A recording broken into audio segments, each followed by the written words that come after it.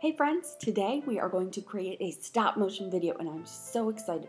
Stop motion videos are awesome ways to show a process of something or a life cycle like a frog or a butterfly. Butterflies are a little hard because a stop motion video requires a lot of taking of pictures and it's really hard to take a picture of a clay butterfly that's floating around in the air without having your hand holding it up. But a frog, perfect. So what I'm going to do today is I am actually going to show you the process that I did with a group of kindergartners a couple of weeks ago to create a stop motion video on apple trees in the life cycle of an apple. So this we actually just use good old paper and pencil and we use some markers, and I actually just handed the iPad to the little guys and I said, you want to make sure you keep it inside the picture? Add one piece at a time, take a picture, and that was it. I stood there and observed them for the rest of the time. Helped out a little bit when I needed it, but it was really hands-off for me, completely hands-on for them, and they were so excited. You can also use clay. I have some clay that I have purchased, so if you're going to do the life cycle of a frog, instead of doing maybe paper rips like we did for the trees, actually have the clay there. And you know, we always talk about tactile learning. This is a great way to have your audio or your visual learners, your tactile learners, your students that learn from sound, all of that together to create one video. And plus, students that are really interested in technology are going to love this project. Students that are interested in photography are going to love this project. Students that are interested in art are going to love this project. And if students are excited about being creative, they're going to love this project. So it's kind of a win-win no matter what you're interested in. Can you tell that I am excited about making a stop motion video with you people? I am so excited.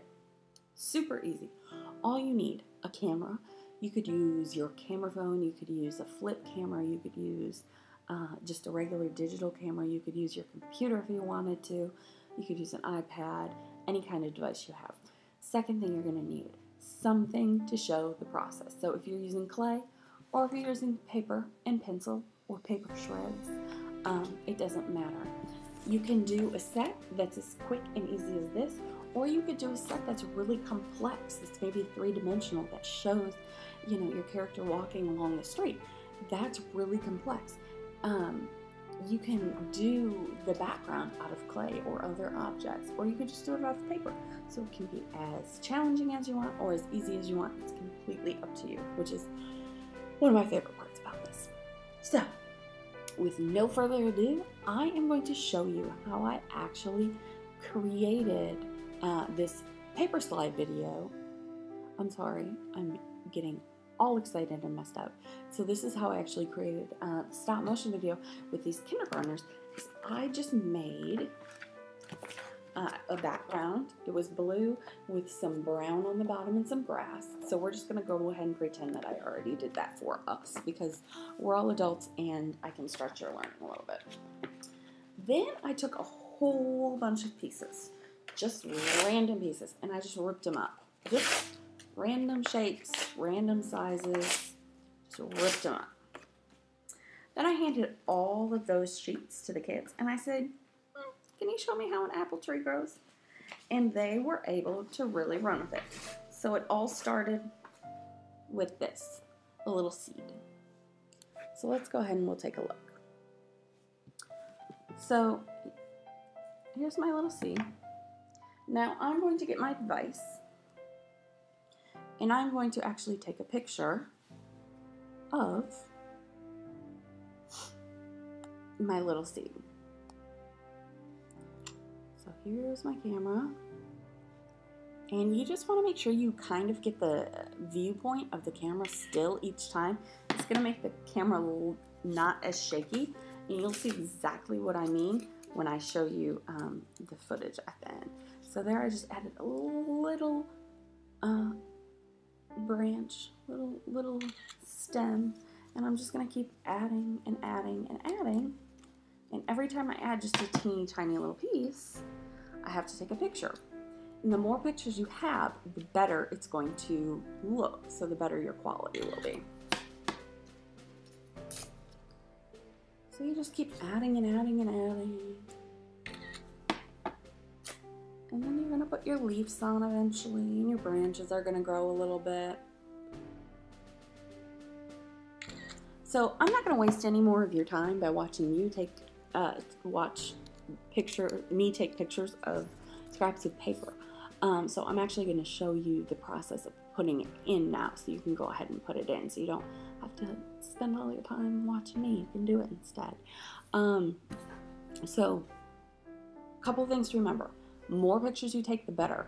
I took about 80 pictures, and it was about an 8-second film, so it's very quick. Second thing, you want to make sure you get the camera in this exact same position every time. Now, when I show you my video that the kindergartners created, you will see it was not perfect, and that is okay. They were kindergartners, and they were doing it by themselves, and it's the process. It's not the product. The product looks great. The process was the fun part, and they got to learn. So you want to make sure you have it in the same frame the whole time. So take lots of pictures. Try to get it in the same area. And even if you just move something a teeny, tiny little bit, take a picture, okay? All right, I think you are all set and you are ready. So I'm gonna show you how to import your pictures and how to create this movie, and you will be all set, ready to go. I hope you're excited, because I'm excited for you. Okay, so we are going to start working in Microsoft Movie Maker, so go ahead and pull that up. The first thing that I want you to look at is make sure it says Show Timeline on the bottom. So click where it says Timeline, and then you're going to be able to go ahead and see what the bottom half of the screen looks like, where it says Video, Audio, Visual. I want you to also hit Tools in the Options, and you are going to change your picture duration to the most limited picture duration that they have, which should be something like 0.125. And you also want to do the same thing for the transition duration. So you want to make that as less as possible. Once you've done that, hit OK. Alright, so now we are getting ready to import our pictures. So we're clicking in Pictures. If you have imported through a camera, you can go ahead and select by finding your camera. And then usually it's hidden under DCIM in the folder. So you would click on the folder to open it up. So mine is saved to my desktop. So I'm going to click the first file, scroll my mouse all the way to the bottom after clicking the first file, hit the Shift key and hold it down, keep holding, click the last picture, and hit Import.